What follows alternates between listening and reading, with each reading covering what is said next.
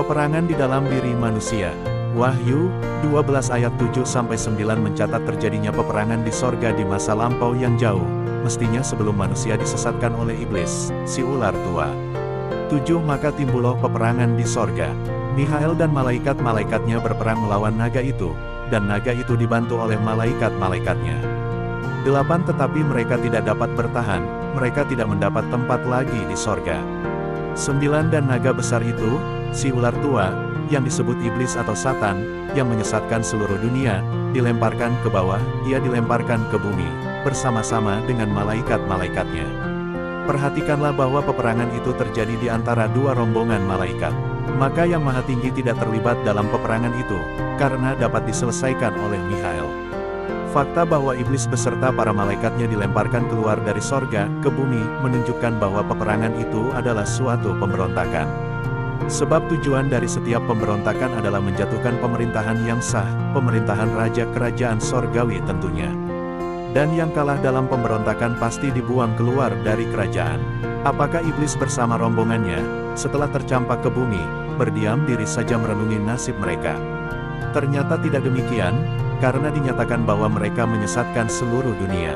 Tentu yang dimaksudkan adalah seluruh masyarakat manusia di dunia, sebab pada awalnya seluruh dunia diserahkan oleh Yang Maha Pencipta kepada Adam dan keturunannya. Di dunia, iblis berhasil merebut kepemimpinan Adam ke dalam tangannya sendiri. Demikianlah umat manusia disesatkan oleh iblis, yang dalam istilahnya, Rasul Paulus dalam Roma 3 ayat 23. Karena semua orang telah berbuat dosa dan telah kehilangan kemuliaan Tuhan. Namun kemudian sorga menetapkan suatu bangsa menjadi janin, kerajaan sorga di bumi, yakni bangsa Yahudi. Bangsa Yahudi menganggap dirinya bangsa pilihan Tuhan. Namun iblis memerangi juga bangsa pilihan ini, nyata dalam kita baca kembali Wahyu pasal 12 ayat 17.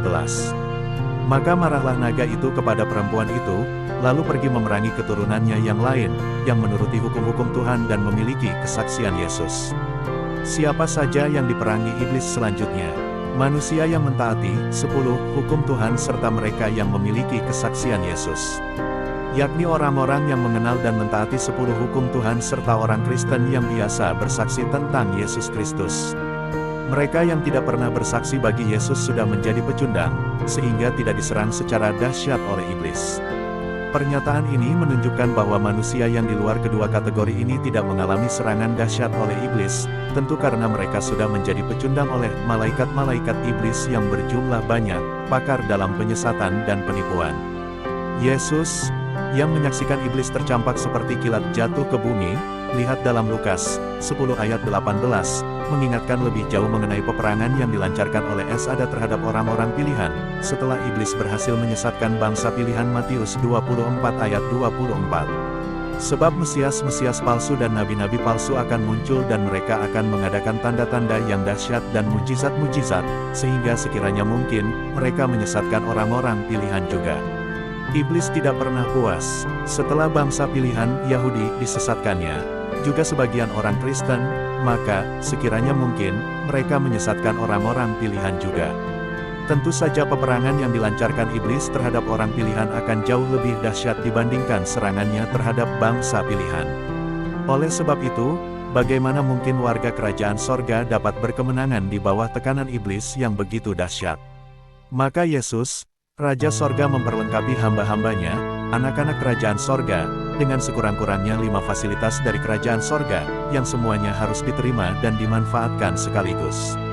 Kurang satu, maka kerugian bagi dirinya sendiri, bahkan mungkin merusak statusnya selaku anak kerajaan sorga.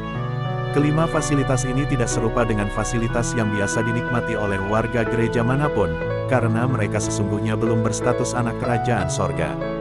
Fasilitas bagi anak-anak kerajaan Tuhan ini adalah 1. Amnesti dan pengampunan berkelanjutan. Amnesti adalah suatu istilah hukum yang dimengerti secara internasional. Amnesti adalah pengampunan mutlak, dianugerahkan oleh kepala negara kepada pemberontak yang mau kembali ke pangkuan negeri itu. Amnesti adalah pengampunan mutlak, di mana dosa-dosa kriminalitas pemberontak itu di masa lalu tidak akan diperkarakan oleh negara. Pemberontak yang beroleh amnesti akan diperlakukan selaku warga negara yang terhormat, dengan hak kewarganegaraan yang penuh. Segala macam tindakan kriminal yang dilakukannya di masa lalu tidak akan diperkarakan. Jadi, amnesti adalah lebih luhur dari grasi yang banyak dikenal. Adakah dasar biblikal dari amnesti? Adakah contoh biblikal yang sudah terjadi? Bacalah Lukas 23 ayat 39-43 tentang penjahat yang disalib Yesus. Penjahat yang tersalib di samping Yesus beroleh Firdaus pada hari itu juga. Apa saja yang diucapkan penjahat yang satu ini? Lihatlah, tidakkah engkau takut, juga tidak kepada Tuhan, sedang engkau menerima hukuman yang sama. 41. Kita memang selayaknya dihukum, sebab kita menerima balasan yang setimpal dengan perbuatan kita, tetapi orang ini tidak berbuat sesuatu yang salah. 42. Lalu ia berkata, Yesus, ingatlah akan aku, apabila pada waktu engkau datang sebagai Raja. Pencoretan pada apabila dilakukan karena kekeliruan penterjemahan oleh LAI. Dalam bahasa Inggris digunakan di sana, when, bukan, if, yang menunjukkan ketidakpastian seperti halnya apabila. Kedatangan atau kembalinya Yesus selaku Raja adalah suatu kepastian, hanya waktunya belum ditetapkan. Perhatikanlah, Yesus tidak mempertanyakan apakah si penjahat ini sudah memberi diri dibaptiskan dengan air. Tidak juga dipertanyakan, apakah dia sudah terdaftar di gereja, sudah rajin beribadah, sudah biasa menyampaikan persembahan persepuluhan, dan sebagainya. Yang ditunjukkan oleh penjahat ini adalah hati yang menyesal, karena masa lalunya yang jahat, juga ditunjukkan keinginannya masuk ke dalam kerajaannya Yesus. Yesus, yang adalah Raja, memang menyediakan amnesti untuk urusan semacam itu, kendati tidak digunakan istilah amnesti di sana. Maka penjahat inilah yang menjadi contoh biblikal yang jelas tentang pemberian amnesti. Apakah saudara melihat bahwa penjahat ini beroleh Firdaus hidup kekal, bahkan tanpa melalui penghakiman yang menurut doktrin agama Kristen terjadi setelah manusia dibangkitkan dari kematiannya? Luar biasa kasih Yesus, disediakannya perlakuan khusus, amnesti, bagi orang-orang insaf, serta ingin bergabung dengan kerajaannya. Sudahkah saudara beroleh amnesti dari kerajaan sorga? Barangkali saudara tidak merasa diri pemberontak. Sesungguhnya Injil Kerajaan Sorga, beserta amnesti yang disediakan Raja Sorga, diberitakan juga serba sedikit di dalam kitab Perjanjian Lama. Bahkan sebelum zaman Musa, Injil sudah diberitakan kepada Abraham, Galatia 3 ayat 8. Walaupun secara samar, Perjanjian Lama sudah memberitakan tentang amnesti, dalam Yesaya 1 ayat 18. Marilah, baiklah kita berperkara, firman Tuhan sekalipun dosamu merah seperti kirmizi, akan menjadi putih seperti salju, sekalipun berwarna merah seperti kain kesumba, akan menjadi putih seperti bulu domba. Dosa yang merah kental itu akan lenyap sama sekali rona merahnya. Yang muncul adalah warna putih. Tiada lagi sisa yang dapat mengingatkan akan warna merah dosa yang sebelumnya. Sudah dilupakan Tuhan, bukan sekedar diampuni. Demikianlah pengampunan mutlak, istilah tepatnya, amnesti. Sungguh luar biasa kasih-Nya Raja Sorga. Bukan hanya amnesti yang Yesus sediakan, masih ada tambahannya, pengampunan berkelanjutan. Yakni setelah seseorang diterima selaku warga kerajaan sorga, jika dia terlanjur berbuat dosa, maka pengampunan senantiasa tersedia. Urusan ini dicatat dalam 1 Yohanes 1 ayat 9. Jika kita mengaku dosa kita, maka Ia adalah setia dan adil, sehingga Ia akan mengampuni segala dosa kita dan menyucikan kita dari segala kejahatan. Dosa-dosa kita diampuni, cukup dengan pengakuan dosa dan permohonan ampun. Segala macam kejahatan yang sempat mengotori diri kita pun disucikan, sehingga kita kembali kepada status semula, warga terhormat dari kerajaan sorga. Begitu melimpah ruah pengampunan di dalam kerajaan sorga, sehingga siapapun yang mengaku warga kerajaan sorga, tentu akan dimampukan juga mengampuni saudara-saudaranya berulang-ulang. Bacalah sabda Raja itu dalam Lukas 17 ayat 3-4. Jagalah dirimu, jikalau saudaramu berbuat dosa, tegurlah dia, dan jikalau ia menyesal, ampunilah dia. Bahkan jikalau ia berbuat dosa terhadap engkau 7 kali sehari dan 7 kali ia kembali kepadamu dan berkata, aku menyesal, engkau harus mengampuni dia. Perhatikanlah awal pernyataan itu, jagalah dirimu, menjaga diri dari urusan apa? Dari keengganan mengampuni. Seorang warga kerajaan sorga harus menjaga diri, jangan sampai gagal mengampuni seseorang yang merugikan dirinya, sebab, tanpa mengampuni orang lain, saudara tidak akan beroleh pengampunan dari Bapa Sorgawi. Matius 6 ayat 14-15. Bahkan jika 7 kali sehari seorang saudara berbuat dosa kesalahan, tetaplah ampuni dia. Demikianlah sikap rohani seorang warga kerajaan sorga. Siapa gerangan yang dapat berbuat dosa yang sama sampai 7 kali sehari? Rasanya hanya seseorang yang mempermain-mainkan pengampunan. Maka di dalam sabda tadi tersirat pernyataan, kendati dia mempermain-mainkan pengampunanmu, tetaplah ampuni. Supaya saudara tidak kehilangan status yang luar biasa berharga, kewargaan kerajaan sorga. Catatan, bagi saudara yang mengerti urusan luka batin, ketahuilah, kemurahan hati dalam urusan mengampuni dimaksudkan oleh Yesus agar setiap warga kerajaan sorga terpelihara bebas dari sakit hati dan luka-luka batin, suatu penyakit rohani yang sangat merusak kerohanian orang percaya. Bahkan mungkin merusak dan memecah belah persekutuan Kristiani. Bagaimana halnya dengan umat agamawi? Untuk umat beragama Kristen, yang tidak mengenal dan tidak diajari tentang amnesti. Rasul Paulus secara sengaja ataupun tidak, memberi definisi keselamatan dalam Roma 10 ayat 9-10. Sebab jika kamu mengaku dengan mulutmu, bahwa Yesus adalah Tuhan, dan percaya dalam hatimu, bahwa Bapa Sorgawi telah membangkitkan dia dari antara orang mati, maka kamu akan diselamatkan. 10 Karena dengan hati orang percaya dan dibenarkan, dan dengan mulut orang mengaku dan diselamatkan. Umat agamawi tidak diajarkan mengenai amnesti. Maka setiap orang bebas memilih jalannya, menempuh jalan agamawi, melalui pengampunan demi pengampunan, atau jalan kerajaan sorga, amnesti, dilanjutkan dengan segala fasilitas yang disediakan oleh Raja itu. 2. Benih ilahi. Saudara pembaca yang terkasih, dalam pembacaan buku ini harus selalu diingat bahwa iblis senantiasa memerangi orang-orang yang percaya kepada Yesus. Iblis memiliki ambisi ingin membuat seluruh umat manusia berada di bawah pemerintahannya. Bahkan menjadi anak-anak iblis. Lihatlah yang disabdakan oleh Yesus di dalam Yohanes 8 ayat 43-44. Apakah sebabnya kamu tidak mengerti bahasaku? Sebab kamu tidak dapat menangkap firmanku. Iblislah yang menjadi bapamu dan kamu ingin melakukan keinginan-keinginan bapamu. Ia adalah pembunuh manusia sejak semula dan tidak hidup dalam kebenaran, sebab di dalam dia tidak ada kebenaran. Apabila ia berkata dusta, ia berkata atas kehendaknya sendiri, sebab ia adalah pendusta dan bapa segala dusta. Apakah saudara mengerti semua firman Yesus? Semuanya tidak. Tidakkah saudara merasakan sebagai anggota rombongan pemberontak? Tidak pernah berdustakah saudara? Lihatlah, betapa banyaknya orang beragama Kristen yang tidak menangkap firman Yesus, terutama mengenai kerajaan sorga yang diberitakan di dalam buku ini. Maka siapa saja yang baru pertama kali mendengar penjelasan tentang kerajaan sorga dari buku ini, sangat disarankan untuk rendah hati, mengakui belum mengerti firman Yesus, mengakui juga bahwa telah terkecoh masuk ke bawah pemerintahan iblis, lalu segera mengambil kesempatan untuk pada saat ini menerima kerajaan sorga pemerintahan Yesus di dalam kehidupannya. Jika keinginan iblis membentuk anak-anak iblis sudah disadari, maka perlu pula disadari kehendak Raja Yesus untuk membentuk warga kerajaan sorga, bahkan dari orang-orang yang sudah menjadi korban penyesatan si iblis sebagaimana halnya si penjahat yang tersalib di samping Yesus. Untuk tercapainya hal itu, Yesus membersihkan lebih dahulu calon anak kerajaan, lalu mengajak agar orang percaya tinggal di dalam Yesus dan Yesus tinggal di dalam diri orang percaya itu. Sabdanya yang menyatakan hal itu dalam Yohanes 15 ayat 3-4a. Kamu memang sudah bersih karena firman yang telah kukatakan kepadamu.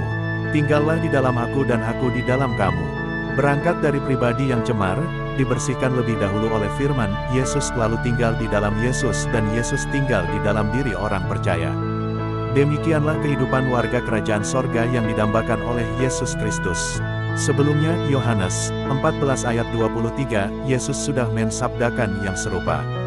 Jawab Yesus, jika seorang mengasihi aku, ia akan menuruti firman-Ku dan Bapa-Ku akan mengasihi dia dan kami akan datang kepadanya dan diam bersama-sama dengan dia. Kami, yakni Roh Bapa dan Roh Anak tentu bersama Roh Kudus bersedia diam bersama orang percaya di dalam debu tanah tubuh manusia. Tentu bukannya seluruh roh Tuhan memasuki tubuh satu orang percaya. Jika seluruh roh Tuhan memasuki tubuh saudara atau saya, tentu orang percaya yang lain tidak beroleh bagian, bukan? Maka sesungguhnya hanya sebagian kecil roh Tuhan memasuki tubuh orang percaya. Bagian kecil roh Tuhan menjadi semacam benih di dalam diri orang percaya.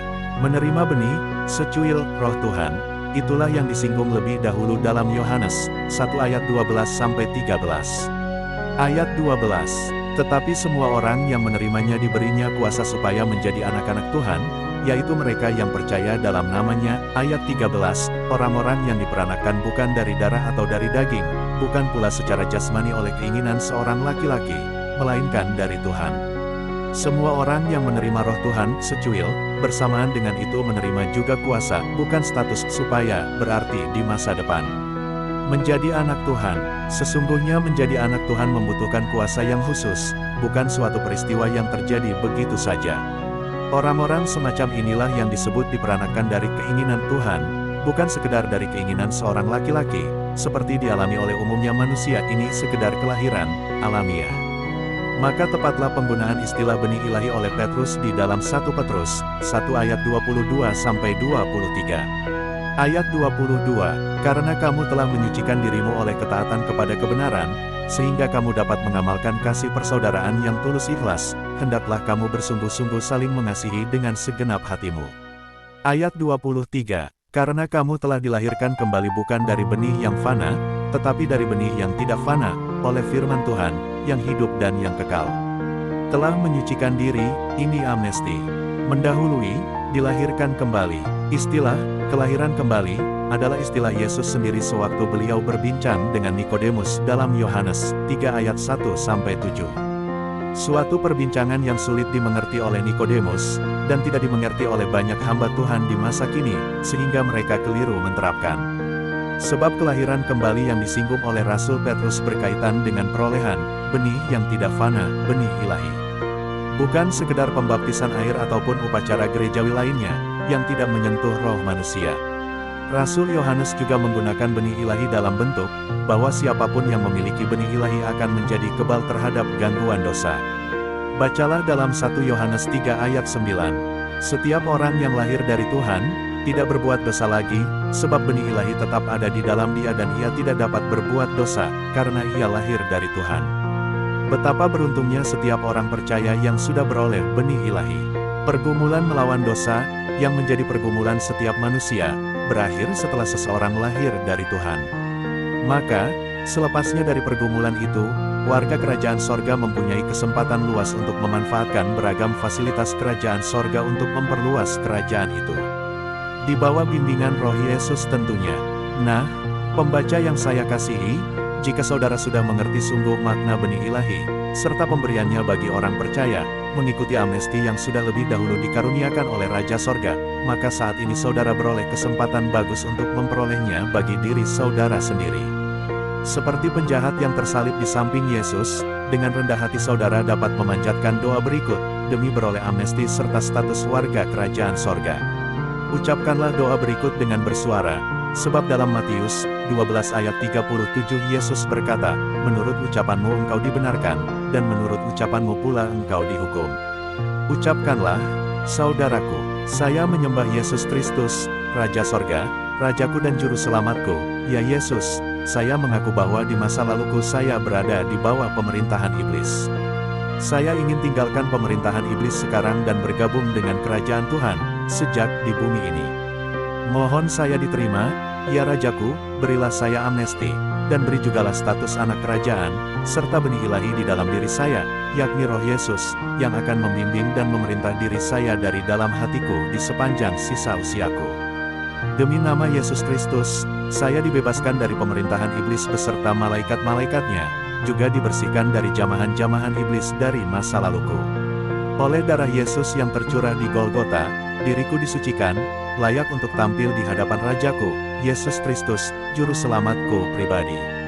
Berilah saya, ya Yesus Rajaku, kehidupan masa depan yang memuliakan Dikau, Raja dan Juru Selamatku. Amin.